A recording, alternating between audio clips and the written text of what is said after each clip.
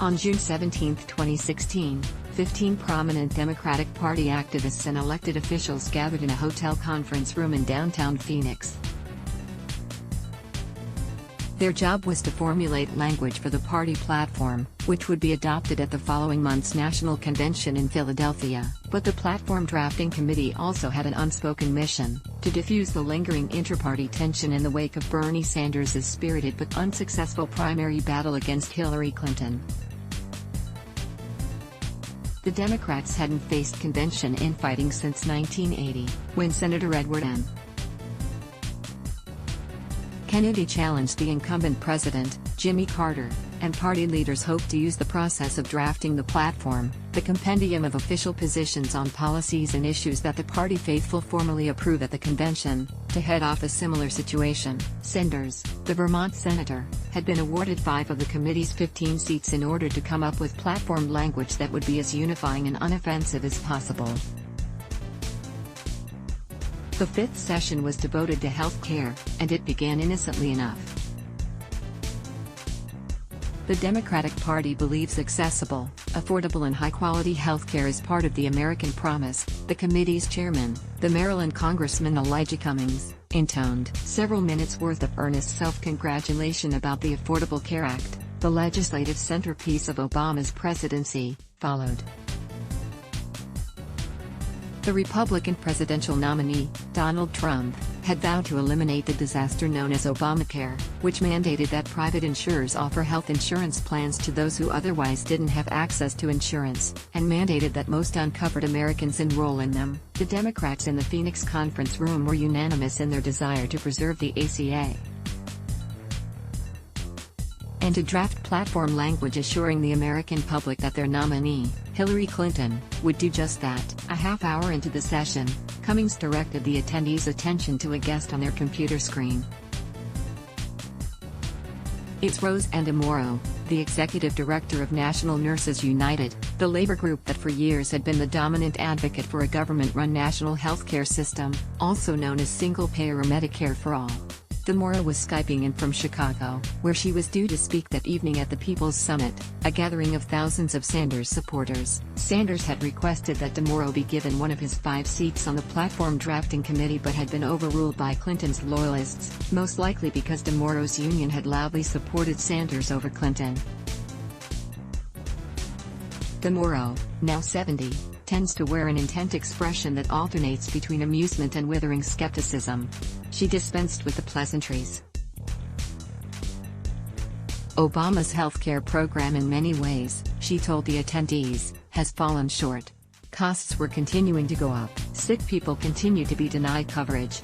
The legislation's biggest winners were the insurance and pharmaceutical industries. We're urging the Democratic Party to put patients before profits, Andamoro said, and to make health care for everyone basically a right. The Sanders delegates in the conference room applauded enthusiastically. Later, the Clinton advisor Neera Tanden reminded Andamoro that the convention intended to feature stories of people whose lives had been saved by Obamacare. Representative Barbara Lee of California insisted that she and other House Democrats had fought very hard for single-payer. Their goal now should be to build upon the Affordable Care Act, Lee argued. Andamoro was not having it. Building upon a for-profit plan would only serve to entrench the profiteers, she insisted. For every Obamacare success story Tanden might wish to promote, she told the committee, the nurses could recite a multitude of tragedies. You are not ever going to corner the nurses into saying it's adequate, Andamoro said. I see the dynamic that's happening here, she added, her eyes narrowing. You think that I'm criticizing the Democratic Party for not fighting hard enough for a single-payer health care system, and I think that's probably accurate. On stage that evening at the People's Summit, Andamoro gleefully recounted the rancorous exchange. They wanted me to say that the Democratic Party fought hard enough, she told the audience, but in reality, they didn't. Then, to thunderous applause, Andamoro said, when I appeared by Skype before the committee, I could feel the Bernie movement's power. I could feel the 58% of the American people who support single-payer health care. That power was not enough to sway the platform committee, which by a margin of one vote elected not to include any mention of a single-payer system in its 45-page official document. A little more than a month later at the Democratic convention, DeMauro remembers running into Lee. Lee, a liberal from DeMauro's state, was still stung by her criticism. "Man, you went after me hard." DeMauro recalls Lee saying. As a state senator in 1998, Lee reminded her, she had co-written a single-payer bill that died in committee, and Lee had, in fact, joined Sanders's 5 drafting committee members in voting to include single-payer language in the party platform. DeMauro regarded Lee's efforts as insufficient. The Sanders campaign's success in making Medicare for All a defining progressive issue, she told me recently, was a time in history when you knew change had come and the movement was moving past the standard-bearers of the left. It was one of those lead or get out of the way moments. And Barbara was playing an insider game and wasn't willing to fight.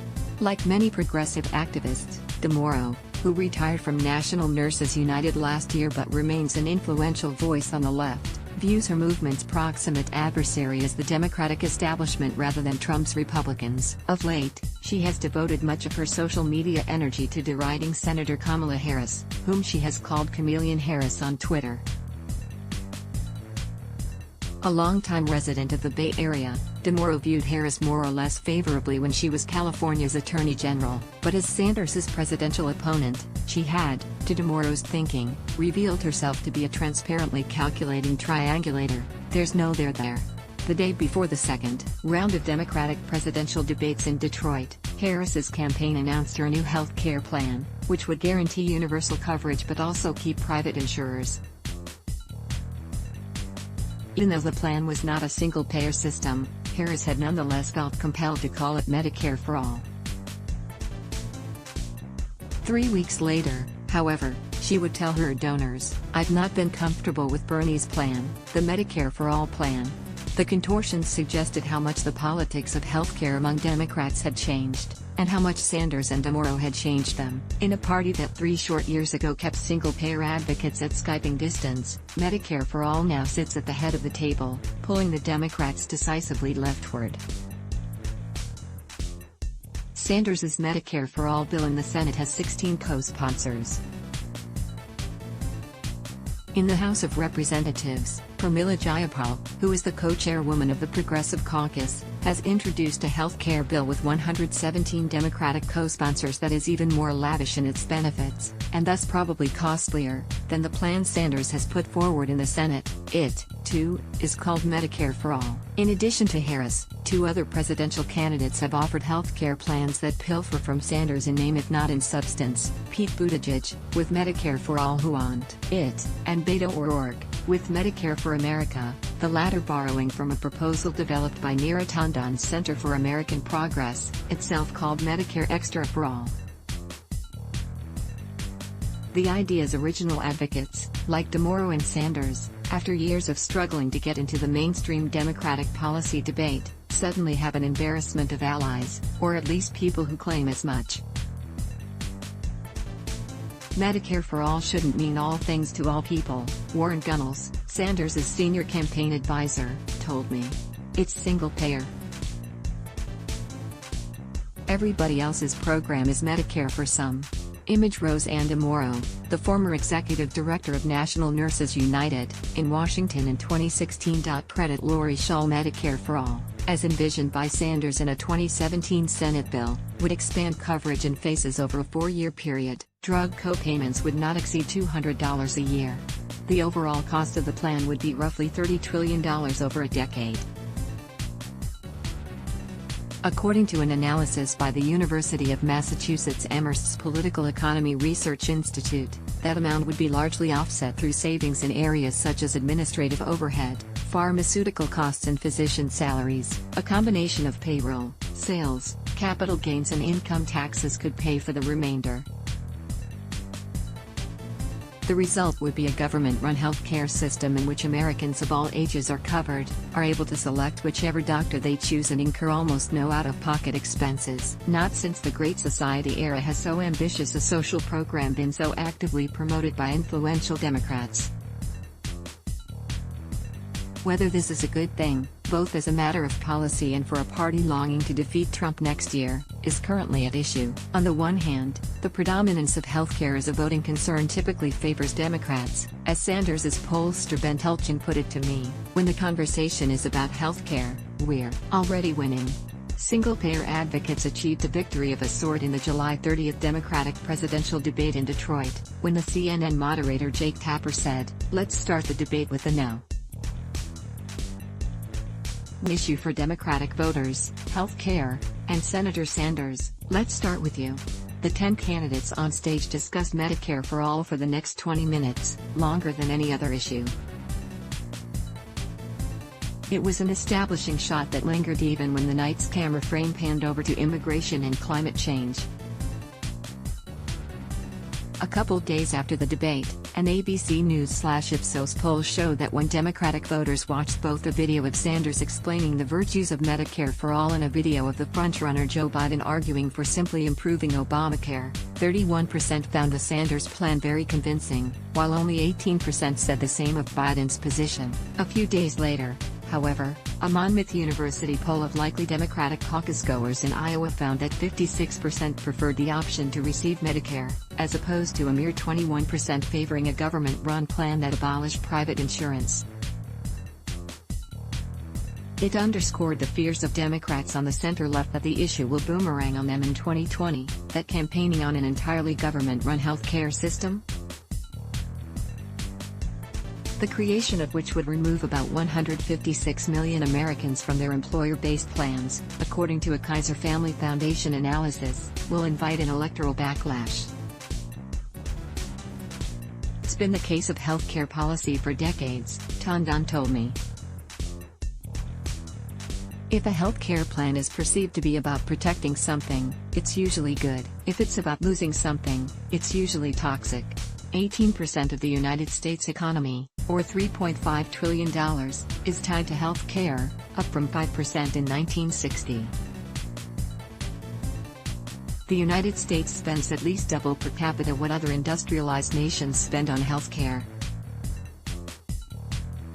The health sector is among America's most profitable industries, and despite the vast profits and expenditures, the United States has comparatively worse health outcomes than other advanced nations that spend far less on health care, higher overall mortality rates, higher premature deaths and higher preventable deaths, all on top of the fact that 2/3 of all bankruptcies and nearly half of all foreclosures in America today are related to medical costs.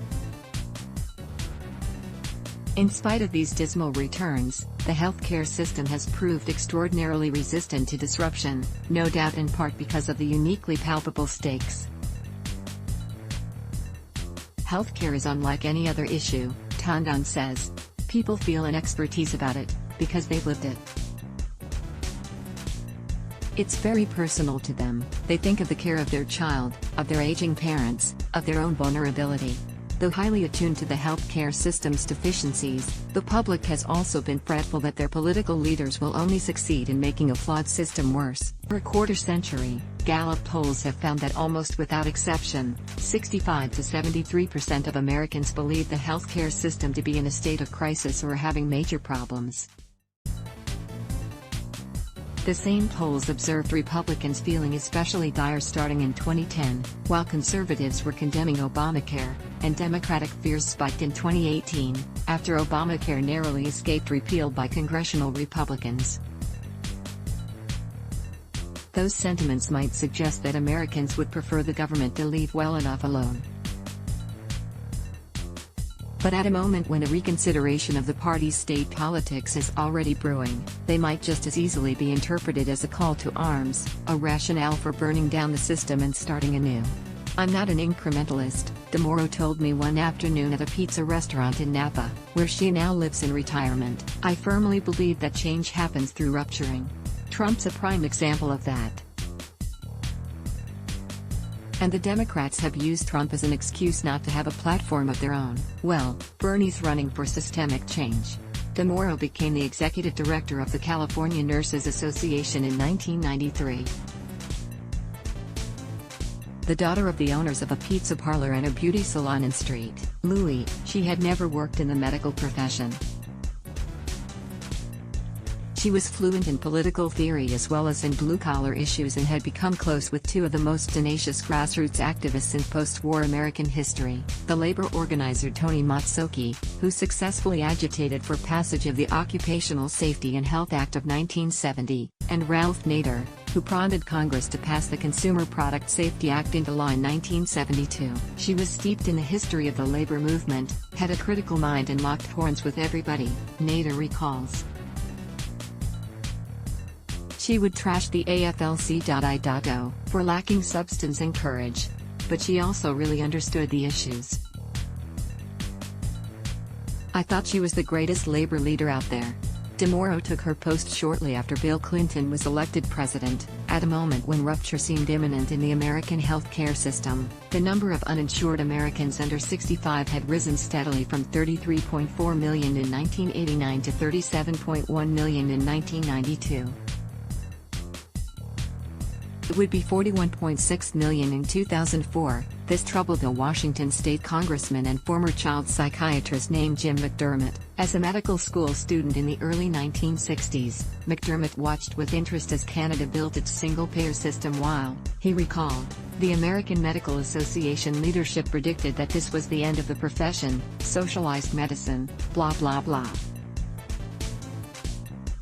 Then they said the same about Medicare, until it became a goddamn cash cow for doctors. By 1993, McDermott was single-payer's leading champion in Congress. That same year, he put forward a single-payer bill in the House. Among its 90 co-sponsors was an obscure Vermont freshman named Bernie Sanders. Then Clinton came into office, McDermott told me recently. Mrs. Clinton needed my 90 votes for their healthcare plan.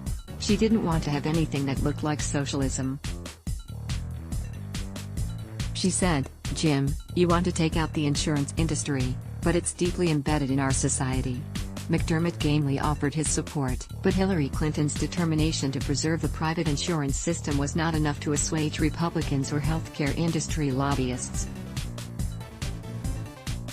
The 1,342-page Clinton plan known as Hillary Care, which required employers to either provide insurance or pay a penalty that would finance insurance exchanges, was demonized by the health insurance industry's Harry and Louise TV ads as a wallet-busting bureaucracy that would eliminate Americans' right to choose their doctors. Image Bernie Sanders speaking at a rally for universal health care in San Francisco in 2017. Credit Justin Sullivan/Getty Images. The Democrats abandoned their efforts 6 weeks before the 1994 midterm elections so as to minimize the political damage.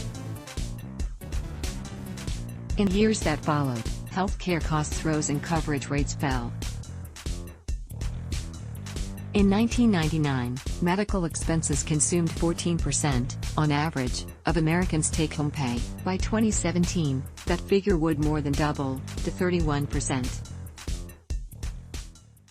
These costs ballooned despite the healthcare industry's efforts to maximize efficiency through a managed care approach, restructuring hospitals and clinics as health maintenance organizations, or HMOs. Under the HMO model, nurses found themselves losing status, leverage and in some cases their jobs. Those who remained employed often found their jobs transformed. We as nurses were expected to get them out fast and move on. Elizabeth Pataki, a former nurse and labor activist, and cousin of New York's former Governor George Pataki, recalls. It was heartbreaking to see how little care they were getting and how so many of them couldn't pay their deductibles, how their premiums were becoming ruinous, how they would ration their medicine by breaking it in half. That was the landscape DeMauro encountered as she led the undersized 17,000-member California Nurses Association into the fight against what she would term the commodification of health. She spent hours on picket lines with the nurses and absorbed their eyewitness grievances. In the male-dominated world of union leadership, the CNA president stood out. Nurses of a certain age like me didn't have role models back then, Except perhaps nuns and teachers, Pataki says. But Roseanne, for many of us, showed what it meant to be a woman of commitment, to be warm and funny but also dedicated and direct. I could see where we could go with her. They did not go very far at first. In 1994, DeMoro's California-based union pushed the state legislature to adopt a single-payer bill, to no avail. 2 years later, DeMoro's union promoted Proposition 216, which aimed to curb the ability of hospitals and HMOs to restrict coverage, only to be bombarded by TV ads, paid for by a coalition of HMOs and business affiliates, conceived by the same political consultants whose Harry and Louise ads were used to defeat Clinton's healthcare initiative. 2008 presidential campaign offered fleeting hopes for single-payer advocates. As a state senator in 2003, Barack Obama proclaimed himself to be a proponent of a single-payer universal health care program.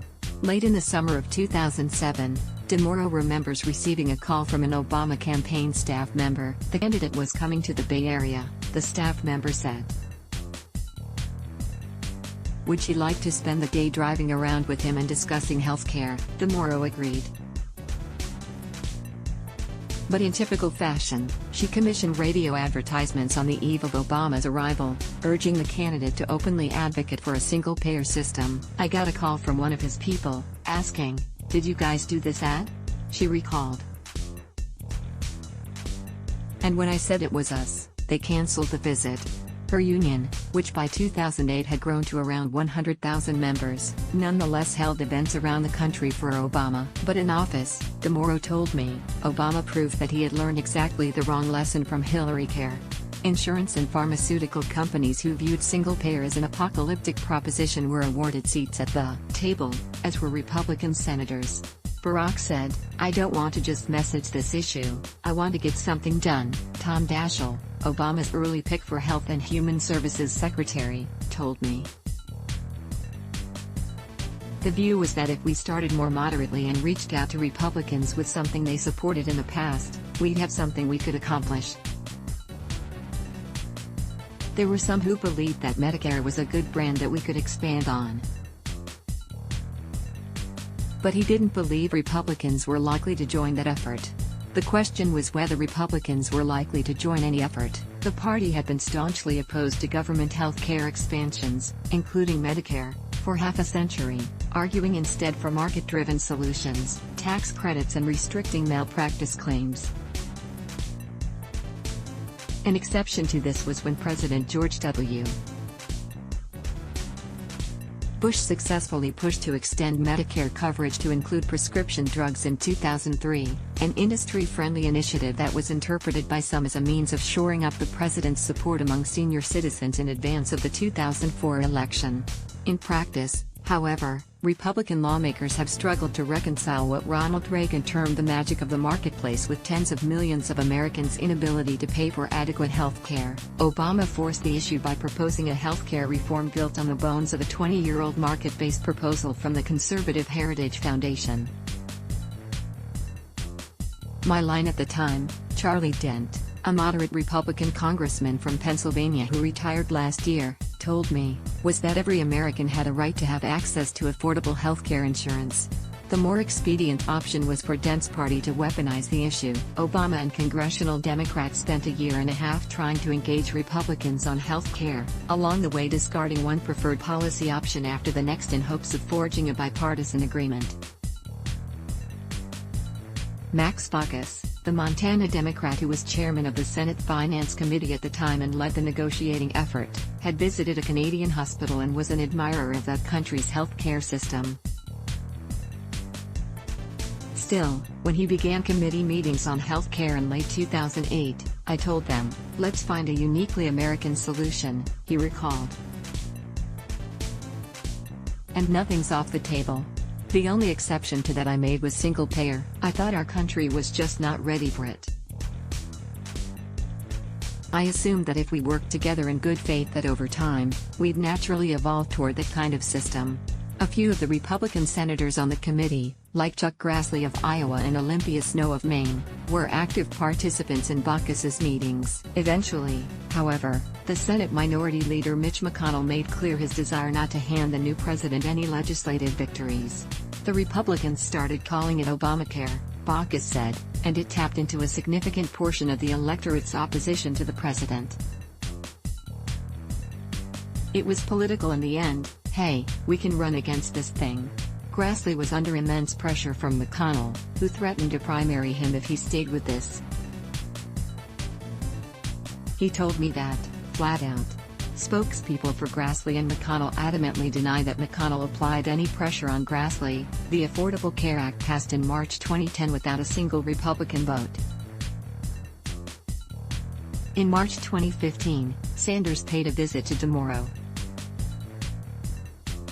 Their relationship began in 1981 when DeMauro, then a graduate student at the University of California, Santa Barbara, contributed $20 to Sanders' first campaign for mayor of Burlington, Vermont. Sanders won by 10 votes. As mayor, Sanders became convinced, through conversations with physicians in Canada, that a single-payer system was the only sustainable means of delivering universal health care. Like DeMauro, he condemned any system that preserved a profit-dominated model, including what would later be known as the public option, as one that would inevitably shortchange patient care. Now he told DeMauro that he was thinking seriously of running for president as a Democrat. Knowing that he would be heavily outspent by Hillary Clinton and her allies, he wanted DeMauro's opinion as to whether he could count on grassroots support. By that point, the California Nurses Association had joined together with other nursing unions in an umbrella organization, the more than 150,000-member National Nurses United, with DeMauro at its helm. Although DeMauro doubted that Sanders had much of a chance, she saw his candidacy as an opportunity to elevate the single-payer issue. In August, her organization became the first major union to endorse Sanders. Sanders, as a presidential candidate, was an outlier's outlier, and single-payer had been deemed political kryptonite by the Democratic establishment. But DeMauro's union bankrolled a series of surveys and focus groups by Sanders' pollster Ben Telchin. Telchin was a rueful admirer of the conservative movement's ability to frame policies in memorable ways, rebranding the estate tax as a death tax, for example, or slashing government programs for the poor in the name of promoting freedom. Democrats were too equivocal in how they framed their ideology, in Telchin's view. He sought to change that by devising a crisper way to sell a government-run healthcare system to the public. The rebranding efforts by Telchin happened to coincide with a gathering of progressive discontent. Throughout the 1990s, the left had more or less abided the Clinton administration's apologetic view of big government as the cost of staying in power. In 2008, after 8 years of Bush's promoting tax cuts for the wealthy, threatening to constitutionally forbid gay marriage and waging two costly wars, progressives believed their moment had arrived and saw in Obama a new champion. But his legislative efforts proved to fall well short of revolutionary.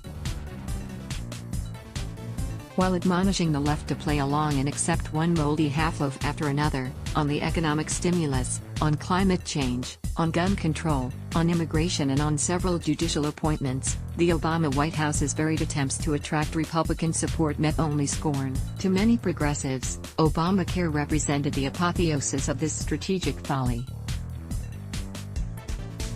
The president's health care initiative played by the private sector's rules, to the pharmaceutical industry's conspicuous benefit, and then free market Republicans rewarded this gesture of conciliation by bashing Democrats as socialists while methodically eviscerating the program on both the state and federal levels. When in 2012 it appeared that the conservative-dominated Supreme Court might declare the ACA to be unconstitutional, DeMauro led the